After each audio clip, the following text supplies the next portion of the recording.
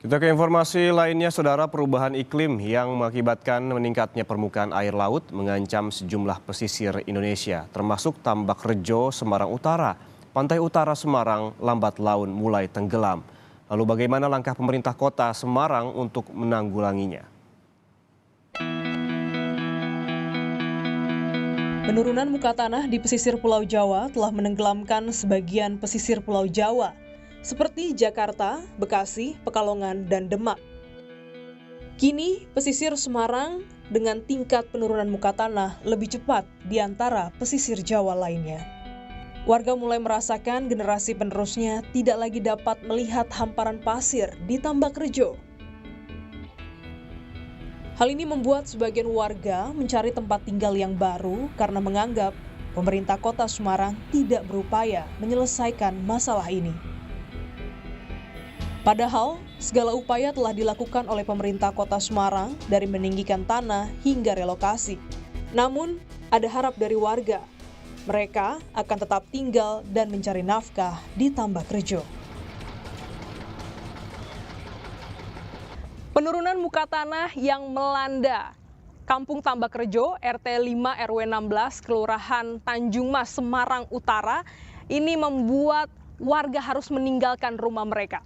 Hal ini disebabkan belum dibangunnya tanggul-tanggul penghadang rob pada rumah warga. Ikuti penelusuran selengkapnya bersama saya, Glenis Oktania. Saya menelusuri pesisir utara Semarang, Jawa Tengah. Langkah saya terhenti di permukiman warga padat penduduk yang tak lagi menjadi daratan. Tambak-tambak mulai tergenang air laut.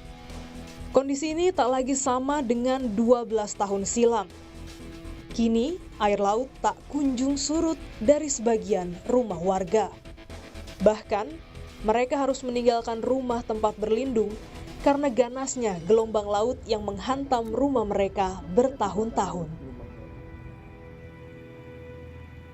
Berdasarkan penelusuran kami di lapangan, air laut yang menggenang Tambak Rejo membuat akses jalan bagi 1.700 jiwa terputus. Jalan yang biasa digunakan warga terendam air dan licin karena lumut. Tak ada pilihan lain.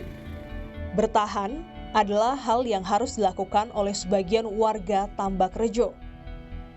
Mayoritas warga yang berpenghasilan sebagai nelayan tak bisa jauh dari tempat tinggal mereka. Beberapa warga memilih untuk tetap tinggal dan menyisihkan uang agar dapat meminimalisir biaya operasional mereka. Konon, petuah orang tua mereka, air tak akan menyentuh atap rumah. Kemarin saya perombakan ini ada 15 juta. Gocek biar kita bisa hidup layak lah. Tadinya waktu saya belum sahur, ini rumah saya setiap hari itu, Mas. Setiap hari ya? Iya, saya lihat. Ya. Air terus. Saya waktu itu dari yang terendah ini, rumah saya terendah, ini lebih rendah lagi. Rumah mertua saya tuh, Mas, yang di situ. Ya. Itu sampai hilang. Yeah. Air sekarang di atas atap ya? Atas atap semua. Itu masih ada, bekasnya hilang. Itu sebetulnya rumah, dulunya rumah. Ironisnya, tempat pemakaman umum yang menjadi tempat peristirahatan bagi warga dari 3 kecamatan sudah tenggelam dan semakin sulit membedakan daratan dan lautan. Saudara, saat ini saya berada di TPU Tambak Loro. Dulunya ratusan warga yang tinggal di sini dimakamkan. Namun kini TPU ini sudah terendam dengan air. Bahkan batu nisan pun sudah tak terlihat.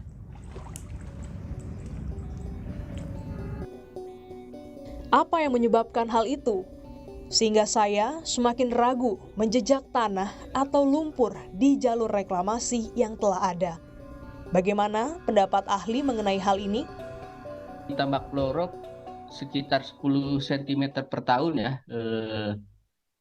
dari catatan kita ya, dan sudah turun ya udah lebih dari 10 tahun Mbak itunya ya, turunnya ya tanah di sana ya. Bahkan mungkin dari awal 2000-an sudah turun ya, sudah 20 tahunan ya, tinggal kali 10 cm ya, kira-kira sudah mungkin 2 meter ya turunnya totalnya. Tipikal dari tanah di pesisir Semarang ya, di bagian utara itu kan tanah lunak ya. Nah, jadi secara alamiah tanah lunak itu pasti turun gitu ya. Nah, kemudian kalau tanah lunak tersebut diberi beban ya tentunya akan tambah turun ya. Nah, kemudian terlebih ketika dilakukan eksploitasi air tanah di akuifernya. Nah, nanti akan terjadi yang namanya kompaksi akuifer ya dan akuitar. Itu akan tambah turun lagi tanahnya. Kami menemui bahwa sekitaran wilayah ini merupakan lahan industri. Hal itu tak dapat memungkiri, rob dan penurunan tanah merendam makam sejak 2010 lalu. Dan keluarga mendiang tak lagi dapat menentang kuasa alam. Ada duka yang harus dipendam bersama dengan derasnya air laut. Karena itulah yang dirasakan oleh Heri. Ia harus merelakan makam sang ayah hingga tak lagi tahu di mana batu nisan sang ayah.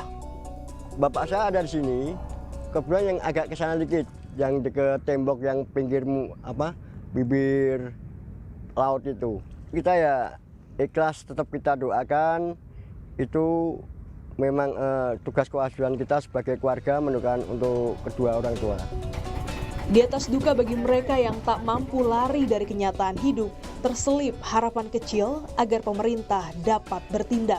Untuk pemerintah, kami juga berkeinginan untuk kembali tempat pemakaman umum ini bisa difungsikan kembali, karena apapun bentuknya ini adalah satu-satu tempat yang mana warga kami yang meninggal itu tidak jauh-jauh untuk pemakamannya.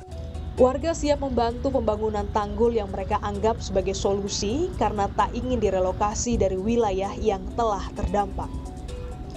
Namun, di sisi lain, peneliti ITB menilai pembangunan tanggul adalah solusi sementara dan tetap diperlukan relokasi warga.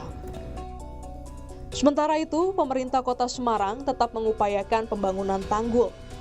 Pihak Balai Besar Wilayah Sungai atau BBWS Pemali Juwana memastikan pembangunan akan bisa dimulai pada November 2022 dan selesai pada Maret 2024.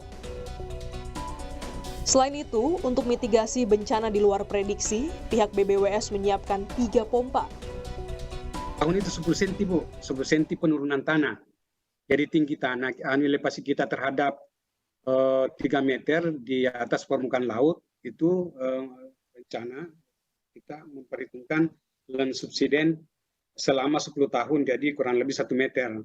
Sebenarnya secara ini itu kan kurang lebih 2 meter itu sebenarnya. Itu top tanggul, tetapi karena kita perhitungkan dengan land subsiden, penurunan tanah kurang lebih 10 tahun, jadi menjadi 3 meter. Mulai start itu di Jalan Pantura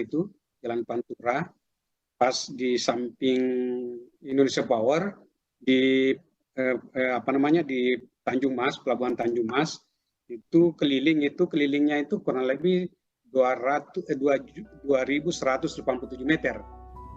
Namun, pihak BPBD menilai pembangunan tanggul ini merupakan solusi yang tepat untuk saat ini. Dan pihaknya pun telah menyiapkan katana agar penduduk setempat dapat beradaptasi dengan tempat tinggal mereka. Nah, untuk tanggul yang sekarang dibangun ini, dalam pembangunan ini, mudah-mudahan bisa untuk memperkuat dan untuk memperkuat tanggul yang sudah ada, dan juga untuk mengantisipasi supaya tidak lagi turun ke masyarakat atau ke pemukiman sekitar. Dan di wilayah setempat juga ada relawan-relawan yang ada namanya KSB dan ada namanya Katana. KSB itu Kelurahan Siaga Bencana yang merupakan inovasi dari pemerintah Kota Semarang, dan apabila mereka nanti sudah memenuhi kriteria dan terkait dengan keilmuan yang mereka punya sudah meningkat, nanti akan kita tingkatkan menjadi Kelurahan Tangguh Bencana.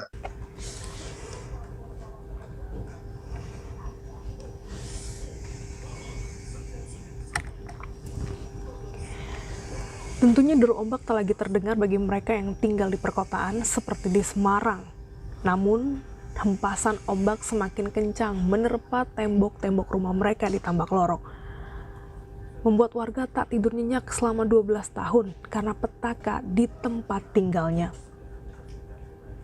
Bak menanti mimpi indah di kenyataan, melihat rumah, jalan, dan juga nisan orang terkasih bisa terlihat lagi. rintih mereka di dalam air sana terus menghantui. Adakah nanti jikalau tanggul besar berdiri akan menata harapan mereka cerah kembali? Glenis Oktania, Kompas TV.